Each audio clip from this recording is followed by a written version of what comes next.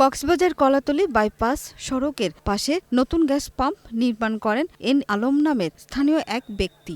বুধবার সন্ধ্যা ৭টার দিকে gas station থেকে গ্যাস লিকেজ শুরু হয়। প্রায় ৩ ঘণ্টা গ্যাস ছড়ানোর পর রাত ১০:১৫টার দিকে বিকট শব্দে বিস্ফোরণ ঘটে এবং পাম্পে আগুন ধরে যায়।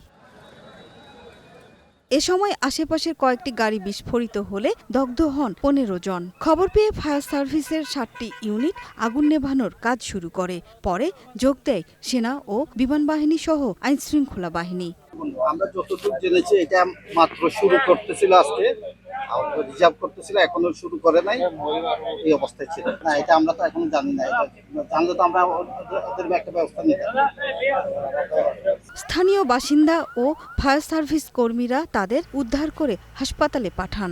এদের কয়েকজন চট্টগ্রাম এবং বাকিরা জাতীয় বার্ন ইনস্টিটিউটে চিকিৎসাধীন।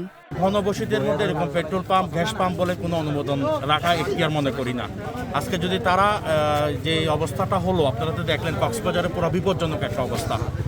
এখানে এ ধরনের অবস্থা যদি হয়, এটা সবসময় মনে করি প্রশাসন যারা অনুমোদন দিয়েছে, ফায়ার সিভিলাইজেশন যারা আছেন, যারা ফায়ার সার্ভিস কর্মীরা যারা আছেন, যারা বিভিন্ন দপ্তর থেকে লাইসেন্স সংগ্রহ করেন, তাদের আজকে বড় গাফিলতি। গ্যাস স্টেশন ও আশেপাশের এলাকায় বিশেষ সতর্কতা জারি করা হয়েছে। গ্যাস বিস্ফোরণ হয়েছে, সেখানে আমরা আসলে হাসপাতালে ১০ জন রোগী ভর্তি হওয়ার তথ্য পেয়েছি। এই জন্য আমরা দেখতে আসলাম কি অবস্থা।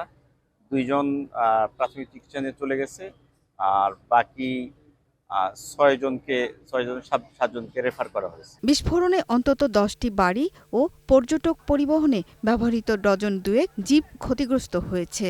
ক্ষতির পরিমাণ কয়েক কোটি টাকা। সুরাইয়া অনু, গ্রিন নিউজ ডেস্ক।